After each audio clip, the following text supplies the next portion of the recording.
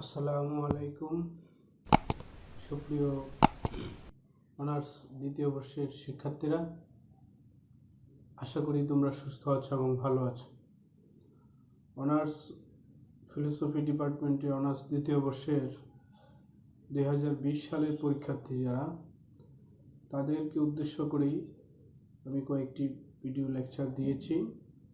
আজকে তোমাদের আরও একটি নতুন বিষয় নিয়ে কথা বলবো। ইতিপূর্বে আমি আরও 5টি বিষয় নিয়ে কথা বলেছি এবং সেই ভিডিওগুলো আমার ইউটিউব চ্যানেলে আপলোড করেছি। তোমরা সেখানে সেই ভিডিওগুলো দেখে নেবে। এবং আজকে তোমাদের একটি অত্যন্ত গুরুত্বপূর্ণ বিষয় আলোচনা করব, সেটি হচ্ছে জৈন দর্শন। অর্থাৎ জৈন দর্শনের কি কি বিষয় আলোচনা করা হয়েছে। এখানে জৈন দর্শন তোমাদের 2020 সালে যে বিষয়টি সবচেয়ে গুরুত্বপূর্ণ, সেটি হচ্ছে জৈন দার্শনিকদের মতে বা জৈন দর্শনে সাবস্টেন্স বা দ্রব্য বলতে কী বোঝায়, বা তারা দ্রব্য সম্পর্কে কি কি ধারণা পোষণ করে। তো আমরা দেখি যে জৈন দর্শন এখানে দ্রব্য সম্পর্কে তারা কি কি বিষয় আলোচনা করেছে। সাধারণত বলতে গেলে ধর্ম বলতে গুণকে বোঝায়, আর ধর্মী বলতে গুণের অধিকারীকে বোঝায়। ধর্মীয় অর্থে দ্রব্য বলে থাকে। জৈন চিন্তাবিদগণ এই দ্রব্য অর্থ গ্রহণ করে থাকেন। তাদের মতে দ্রব্য ও গুণ পর্যায় বিশিষ্ট। গুণ ছাড়া দ্রব্যকে উপলব্ধি করা যায় না। দ্রব্য ব্যতীত গুণের অস্তিত্ব অনুভব করা যায় না। দ্রব্যকে আশ্রয় করেই গুণগুলি অবস্থান করে থাকে। অর্থাৎ দ্রব্যের গুণ হয় সাধারণত দুই ধরনের। একটিকে বলা হয় স্বাভাবিক, আরেকটিকে বলা হয় আগন্তুক। স্বাভাবিক গুণগুলো দ্রব্যের স্বভাব বা ধর্ম প্রকাশ করে, অদ্রব্যের মধ্যে অবস্থান করে থাকে। এবং এইসব দ্রব্যের ধর্মই হচ্ছে, এগুলো হচ্ছে নিত্য ধর্ম। আধুনিক দার্শনিক জন লক তিনি বলেন যে দ্রব্য অর্থাৎ লকের মতে মূল গুণ বা প্রাথমিক গুণ। যেমন আত্মার ক্ষেত্রে চেতনা, চৈতন্য হচ্ছে আত্মার একটি নিত্য ধর্ম। আর আগন্তুক গুণ যেগুলো রয়েছে সেগুলো হচ্ছে পরিবর্তনশীল। কখনো দ্রব্য উপস্থিত থাকে, আবার কখনো থাকে না। দেশ, কাল বা সময় এবং স্থান পরিপ্রেক্ষিতে, পরিবেশ পরিস্থিতিতে এই অবস্থার পরিবর্তন হয়ে থাকে। অর্থাৎ আগন্তুক বস্তুর অনেক সময় স্থান, কাল এবং পরিবেশ পরিস্থিতির উপর নির্ভর করে পরিবর্তন হয়ে থাকে। এখন আগন্তুক গুণ বলতে কি বুঝিয়ে থাকে? মানুষের যে বিভিন্ন প্রবৃত্তি রয়েছে, যেমন কামনা, বাসনা, সুখ, দুঃখ, হিংসা, বিদ্বেষ, এগুলি হচ্ছে আগন্তুক। অর্থাৎ আত্মার আগন্তুক গুণ বা অনিত্য ধর্ম। জৈন সাধু সন্ন্যাসী এবং দার্শনিকগণ তাদের মতে এই পরিবর্তনশীল গুণাবলীগুলো, এই পরিবর্তনশীল যে গুণগুলো রয়েছে, সেই গুণগুলো হচ্ছে দ্রব্যের প্রকৃত গুণ নয়। সেগুলো কি দ্রব্যের প্রকৃত গুণ নয়। অর্থাৎ জৈন দার্শনিকদের মতে এদেরকে বলা হয় পর্যায়, বিভিন্ন দ্রব্যের সমষ্টির জগৎ। অর্থাৎ জগতের মূল উপাদান হচ্ছে দ্রব্য। দ্রব্যের গুণের দিক থেকে বিচার করলে দ্রব্য গুণের দিক থেকে বিবেচনা করলে দ্রব্য হচ্ছে অনিত্য এবং পরিণামী, অর্থাৎ তার একটি পরিণাম রয়েছে। বৌদ্ধ দার্শনিকগণ বলে থাকেন যে দ্রব্য বা সকল বস্তু পরিণামের অধীন। জগতে কোনো স্থায়ী, নিত্য, অক্ষয় বা অব্যয় বস্তু নেই। অদ্বৈত বেদান্তবাদী দার্শনিকগণ তারা বলে থাকেন যে অনিত্য এবং পরিণামী বস্তুর কোনো নিজস্ব সত্তা নেই। তাত্ত্বিক বস্তু নিত্য বা অপরিণামী হয়ে থাকে। আর জৈন দার্শনিকদের মতে বৌদ্ধ দার্শনিক এবং অদ্বৈত বেদান্তবাদী দার্শনিকগণ এই মতবাদকে এক পেশ দুষ্ট বলে মনে করে থাকেন, অর্থাৎ এই হিসাবে এটি একটি দুষ্ট মতবাদ। তাত্ত্বিক বস্তুর দিক থেকে বিচার করলে বৌদ্ধ মতবাদ সত্য, আবার অপরিণামের অধীন বা অপরিণামত্বের বিচার দৃষ্টিকোণ থেকে বা তাদের দৃষ্টিকোণ থেকে দেখলে অদ্বৈত বেদান্ত মতবাদ সত্য। কোনো মতবাদ সম্পূর্ণ সত্য মতবাদ নয়, কেবল আংশিক সত্য। আসলে তাত্ত্বিক বস্তু পরিণামী এবং অপরিণামী উভয়। তাই জৈন দার্শনিকগণ বলে থাকেন যে দ্রব্য মাত্রই সৎ বা তথ্য, অর্থাৎ এই তথ্যের উৎপত্তি, বিনাশ এবং স্থায়িত্বের বিভিন্ন লক্ষণ রয়েছে। দ্রব্যের 3টি লক্ষণ এখানে আলোচনা করেছেন। যেমন গুণের দিক থেকে যদি আমরা বিবেচনা করি তাহলে দ্রব্য হবে একটি নিত্য বা স্থিতিশীল। আর পর্যায় বা আগন্তুক গুণের দিক থেকে বিচার করলে দ্রব্যের উৎপত্তি কি হয়? বিনাশশীল হয়, অর্থাৎ ধ্বংসশীল হয়।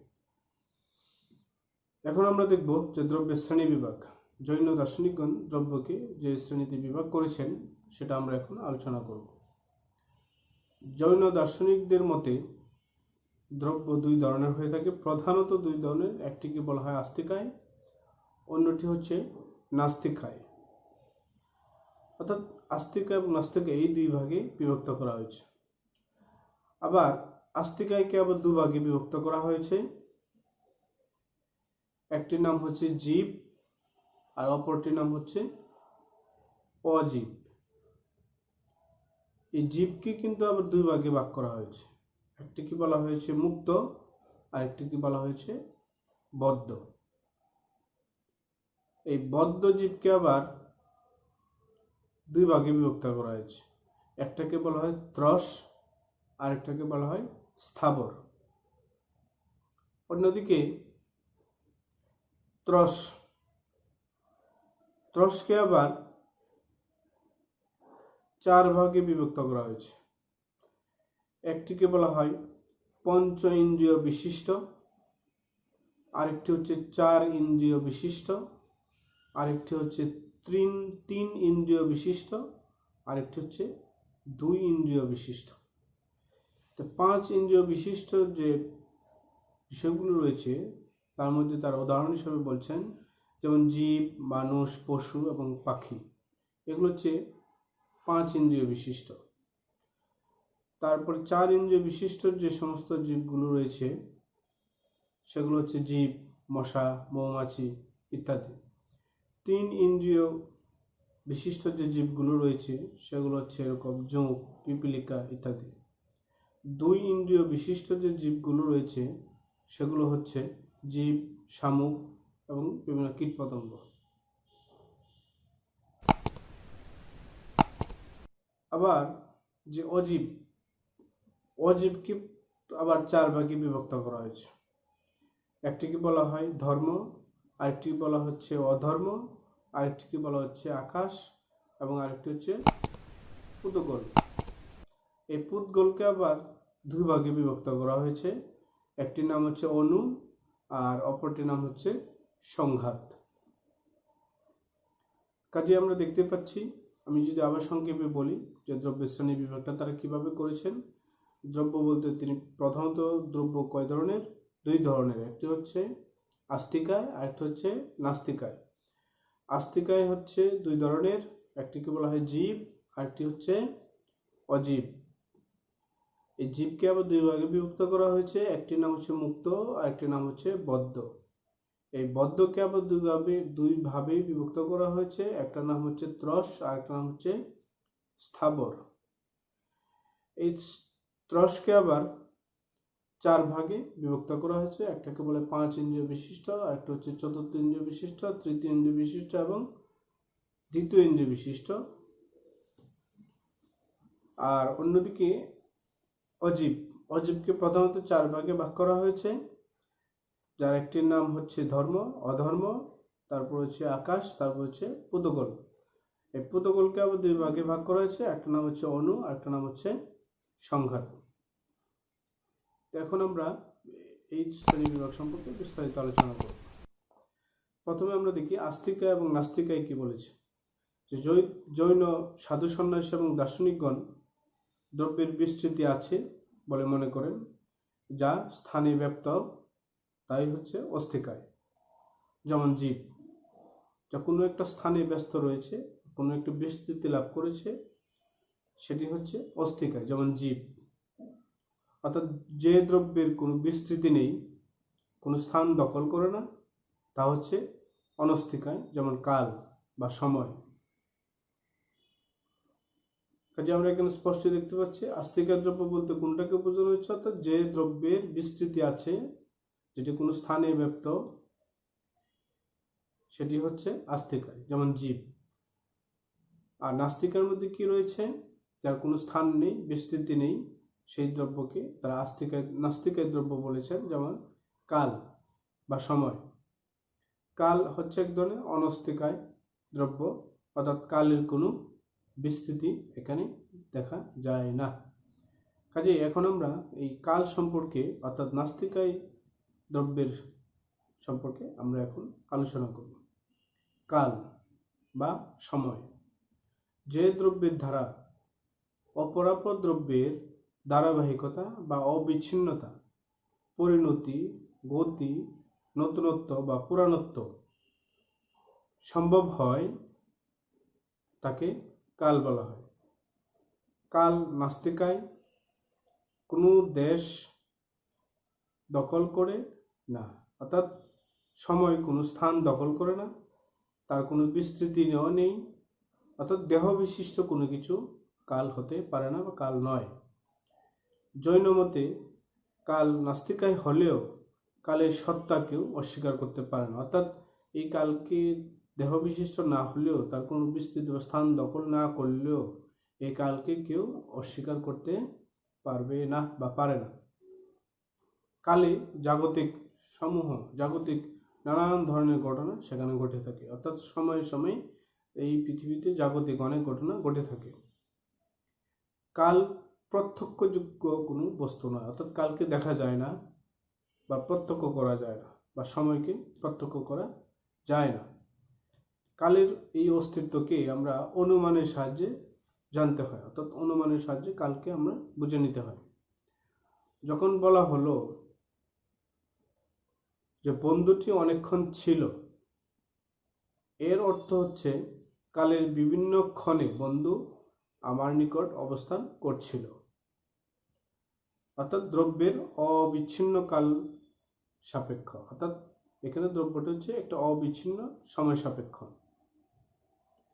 দ্রব্যের পরিণতিটা হচ্ছে কাল সাপেক্ষ, অর্থাৎ দ্রব্যের যে একটা পরিণতি আছে সেটি সময় সাপেক্ষ বা কাল সাপেক্ষ। যেমন একটি আম কাঁচা ছিল, ক্রমে পরিবর্তন ও বিভিন্ন স্তরের মধ্য দিয়ে তা পাকে থাকে বা পাকা হয়।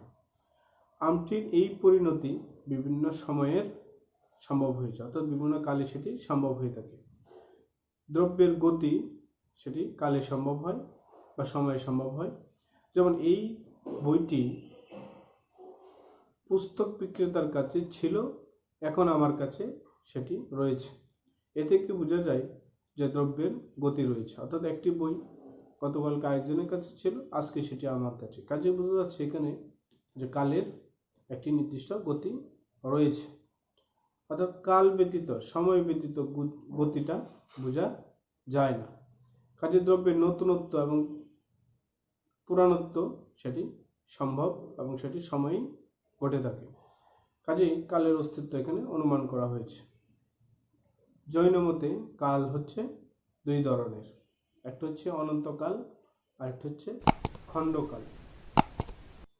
কাজেই আমরা দেখতে পাচ্ছি এখানে জৈন দার্শনিকরা কালকে 2 ভাগে বিভক্ত করেছেন, একটি হচ্ছে অনন্তকাল আর একটা হচ্ছে খণ্ডকাল।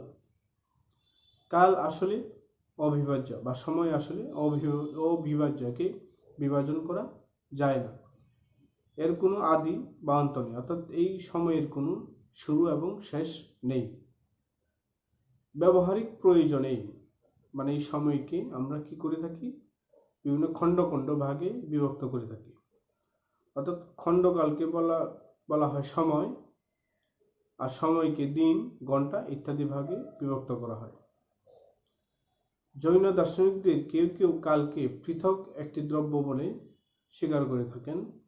তাদের মতে কাল বা সময় অন্যান্য দ্রব্যের পর্যায় বা প্রকার মাত্র। দ্বিতীয়ত আমরা এখানে জীব সম্পর্কে জৈন দার্শনিকদের আলোচনা করব। জৈন দার্শনিকদের মতে যার জীবন আছে তাই হচ্ছে জীব, অর্থাৎ জীব বলতে আমরা যা বুঝি, যার জীবন আছে সেটি হচ্ছে জীব, অর্থাৎ চেতনা সম্পন্ন যে কোনো দ্রব্যই হচ্ছে একটি জীব। ভারতীয় দর্শনের অন্যান্য শাখায় যাকে আত্মা বলে, জৈন দর্শনে সেটাকে জীব বলা হয়েছে। জৈন দার্শনিকদের মতে চেতনা জীবের স্বভাবগত একটি ধর্ম। জীব কর্তা, জ্ঞাতা এবং সুখ দুঃখ ভোগকারী কর্তা। জীব তার চেতনার দ্বারা অন্যদের আলোকিত করে এবং নিজেকে প্রকাশ করে থাকে। জীব নিত্য, অপরিণামী, আবার বিভিন্ন পর্যায়ের কারণে পরিণামী হয়ে থাকে। আত্মা দেহ হতে ভিন্ন, প্রাক্তন কর্মজনিত কামনা বাসনার জন্য বিভিন্ন দেহরূপ ধারণ করে থাকে এবং দেহ ধারণ করে প্রদীপের ঘর আলোকিত করার মতো অবস্থানকারী দেহ আলোকিত বা সচেতন করে থাকে। আত্মার নিজস্ব কোনো আকার নেই, সে যে দেহে বাস করে সে সেই দেহের আকার ধারণ করে থাকে। জীব হচ্ছে একটি সসীম, অর্থাৎ যে দেহ ধারণ করে সে দেহের অনুপাতে বিস্তৃত হয়, সেই কারণে জীবকে এখানে সসীম বলা হয়েছে। অর্থাৎ যে দেহ ধারণ করে থাকে সেই দেহের আকৃতি অনুসারে বা সেই দেহের আকার অনুযায়ী তার বিস্তার লাভ হয়ে থাকে। দেহের চেতনা সর্বব্যাপী হতে পারে না, যেহেতু জীব হচ্ছে একটি সসীম, দেহ ব্যাপী অর্থাৎ সসীম। চার বাগদের মধ্যে দেহই হচ্ছে আত্মা। জৈন দার্শনিকগণ চার ভাগ দার্শনিকদের দেহই আত্মা মতবাদ খণ্ডন করে নিজস্ব মতবাদ দিয়েছেন। অর্থাৎ চার ভাগদের দেহ বলতে যা বুঝিয়েছেন, জৈনরা তার মতবাদকে খণ্ডন করেছেন।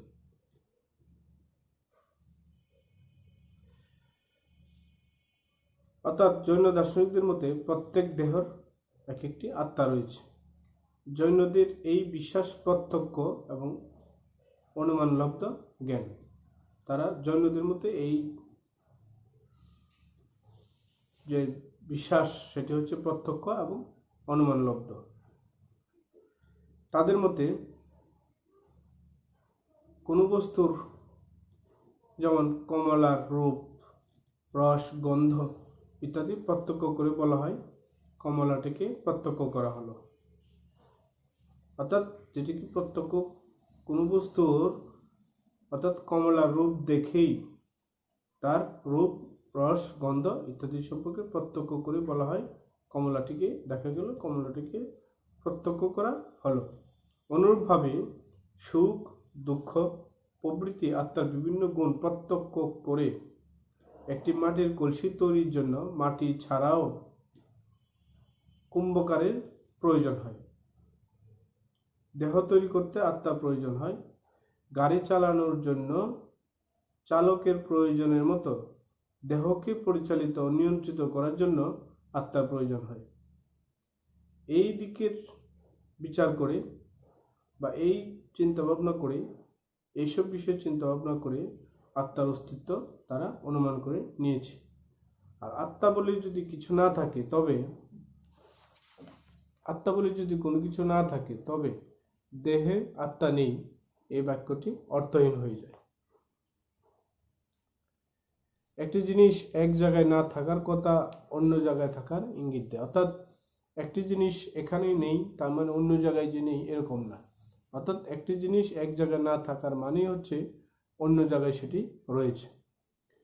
তাই জৈন দার্শনিকরা এখানে বলে থাকেন যে আত্মার আত্মা নেই বচনটি আমার মা বন্দা বচনের মতোই একটি অর্থ নেই।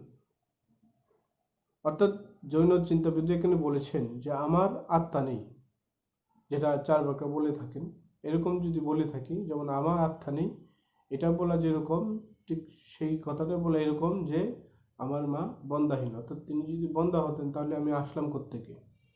অর্থাৎ এইভাবেই এই বচনটি যেমন অর্থহীন তেমনি আমার আত্মা নেই এই বচনটি হচ্ছে অর্থহীন। চৈতন্য জীবের নিত্য ধর্ম হলেও জীবের চৈতন্যের মাত্রাভেদ রয়েছে। অর্থাৎ চৈতন্য জীবের একটি স্থিতিশীল ধর্ম হলেও বৈশিষ্ট্য হলেও জীবের যে চৈতন্য তার বিভিন্ন মাত্রা রয়েছে। অর্থাৎ মাত্রাভেদ অনুসারে জীবদের বিভিন্ন স্তরে সাজানো যায়, মুক্ত জীব ও বদ্ধ জীব হিসাবে চিহ্ন করা যায়। যেমন আমরা আগেই বলেছি যে জীবকে দুই ধরনের ভাগ করা হয়েছে, একটা হচ্ছে মুক্ত জীব আর একটা হচ্ছে বদ্ধ জীব। অর্থাৎ যে সকল জীব কর্মের বন্ধন থেকে মুক্ত হয়ে জীব কি হয়, মুক্ত হয়ে সর্বজ্ঞ হন এবং যারা জন্ম মৃত্যুর অধীন হয় না বা অধীন নন তারা হচ্ছে মুক্ত জীব। মুক্ত জীব বলতে তারা কি বুঝিয়েছেন, অর্থাৎ যে জীব হচ্ছে কর্মের বন্ধন থেকে মুক্ত হয়ে সর্বজ্ঞ হন এবং জন্ম মৃত্যুর অধীন নয়, এরকম জীবকে তারা মুক্ত জীব বলতে চেয়েছেন। আর এই মুক্ত জীবগুলো হচ্ছে জীবের মধ্যে শ্রেষ্ঠ, সর্বশ্রেষ্ঠ। যে সকল জীব জন্ম, তারপরে হ্রাস, বৃদ্ধি এবং মৃত্যুর অধীন এবং কর্মের ফলে পুনর্জন্ম গ্রহণ করে বা বারবার জন্মায় তারাই হচ্ছে বদ্ধজীব। জৈনদের মতে বদ্ধজীব দুই ভাগে বিভক্ত, একটিকে বলা হয় ত্রস আর একটি হচ্ছে স্থাবর। বদ্ধজীবের মধ্যে যারা চলাফেরা করতে সক্ষম যে সমস্ত জীব তারা ত্রস এবং বিচরণশীল জীব, অর্থাৎ যারা চলাফেরা করতে সক্ষম তারা হচ্ছে ত্রস। আর ত্রস জীবদের দেহে পূর্ণতার বিভিন্ন মাত্রা রয়েছে। কোনো কোনো ত্রস দুই ইন্দ্রিয় বিশিষ্ট, যেমন শামুক। এইসব জীবের স্পর্শ এবং স্বাদ ইন্দ্রিয় রয়েছে। অনেক ত্রস আছে যারা তিন ইন্দ্রিয় বিশিষ্ট, যেমন জোঁক, পিপীলিকা। এদের জীবদের স্পর্শ, স্বাদ এবং গন্ধ এই তিন ধরনের ইন্দ্রিয় সেখানে রয়েছে। অনেক ত্রস জীবের স্পর্শ, স্বাদ, গন্ধ, দৃষ্টি, শ্রবণ এই পাঁচটি ইন্দ্রিয় বিদ্যমান থাকে, যেমন পশু, পাখি, মানুষ ইত্যাদি। আবার বদ্ধ জীবদের মধ্যে যারা চলাফেরা করতে পারে না এদেরকে এক ইন্দ্রিয় বিশিষ্ট জীব বলা হয় এবং তারা হচ্ছে স্থাবর জীব। স্থাবর জীব কোনগুলো, যেগুলো হচ্ছে বদ্ধ জীবদের মধ্যে যারা চলাফেরা করতে পারে না ও এক ইন্দ্রিয় বিশিষ্ট তারাই হচ্ছে স্থাবর জীব। স্থাবর জীব যেমন ক্ষিতি, অপভেদ, মরুত বা মাটি, জল, অগ্নি, বায়ু এবং প্রবৃত্তি অত্যন্ত অপূর্ণ। এদের চেতনা খুব কম। ক্রমিকভাবে সাজালে এই স্থাবর জীবনের স্থান সর্বনিম্ন অবস্থানে অবস্থান করে থাকে। এতক্ষণ আমরা জীব নিয়ে আলোচনা করলাম। এবার আমরা তাদের আরেকটি বৈশিষ্ট্য অজীব নিয়ে এখন আমরা আলোচনা করব। বিশ্বজগতের এক পূর্ণ ব্যাখ্যা দেওয়ার জন্য জৈন দার্শনিকগণ জীব ছাড়া আরেক প্রকার সত্তার অস্তিত্ব তারা স্বীকার করেছেন। এই সত্তার নাম তারা দিয়েছেন অজীব। জীব এবং অজীবের পার্থক্য, জীবে প্রাণ আছে আর অজীবের প্রাণ এবং চেতনা নেই। জৈন দার্শনিকগণ 5 প্রকার অজীবের কথা উল্লেখ করেন, যার মধ্যে পুদগল বা জড়, আকাশ, ধর্ম ও অধর্ম, 4 প্রকার অস্থিকায় অজীব এবং কাল অনস্থিকায় অজীব দ্রব্য। জৈন দার্শনিকদের মধ্যে জড়ের অপর নাম হচ্ছে পুদগল, এর উৎপত্তিগত অর্থই হচ্ছে যা পূর্ণাঙ্গ হয় এবং গলে যায়, সেটি হচ্ছে পুতগল। পুতগলের চেতনা নেই, আকাশ বা দেশকে তারা আশ্রয় করে থাকে। অর্থাৎ পুতগলের যেগুলো রয়েছে সেগুলোর নিজস্ব কোনো চেতনা নেই, এরা আকাশ বা দেশকে বা স্থানকে আশ্রয় করে থাকে। পুতগলের আবার 4টি গুণ রয়েছে, যেমন রূপ বা বর্ণ, রস বা স্বাদ, গন্ধ ও স্পর্শ। এই সমস্ত গুণ পুতগলগুলো রয়েছে। জৈনদের মতে শব্দ জড়ের মৌলিক গুণ নয়, অর্থাৎ শব্দ সেটি জড়ের মৌলিক গুণ নয়। শব্দ সম্পর্কে অন্যান্য ভারতীয় দার্শনিকরা একই মত পোষণ করেছেন। জৈন দার্শনিকদের মতে আলো, ছায়া, সংযোগ, বিয়োগ, স্থূলতা, সূক্ষ্মতা ইত্যাদির মতো শব্দটাও জড়ের এক ধরনের পরিণতি। জৈন মতে জড়দ্রব্যকে ভাঙ্গা যায় এবং বিভাজ্য জড়ের ক্ষুদ্রতম অংশের নাম দেওয়া হয়েছে এখানে পরমাণু। জৈনরা মনে করেন জড়কে ভাঙ্গা যায় এবং সর্বনিম্ন যে জড় সেটাকে তারা নাম দিয়েছেন পরমাণু। জড়দ্রব্যকে ভাঙ্গাতে এমন এক স্তরে পৌঁছে শত চেষ্টা সত্ত্বেও সেটাকে আর ভাঙ্গা যায় না। এই অবিভাজ্য ক্ষুদ্রতম কণিকার নাম তারা দিয়েছেন পরমাণু। পরমাণু নিরংশ বা এর আর কোনো অংশ নেই। পরমাণু মৌলিক এবং নিত্য, এর উৎপত্তি এবং এর কোনো বিনাশ নেই। জড়ের ন্যায় পরমাণুরও 4টি গুণ রয়েছে, রূপ বা বর্ণ, রস বা স্বাদ, গন্ধ এবং স্পর্শ। পরমাণুর সংখ্যায় অসংখ্য এবং এদের মধ্যে গুণগত কোনো পার্থক্য নেই।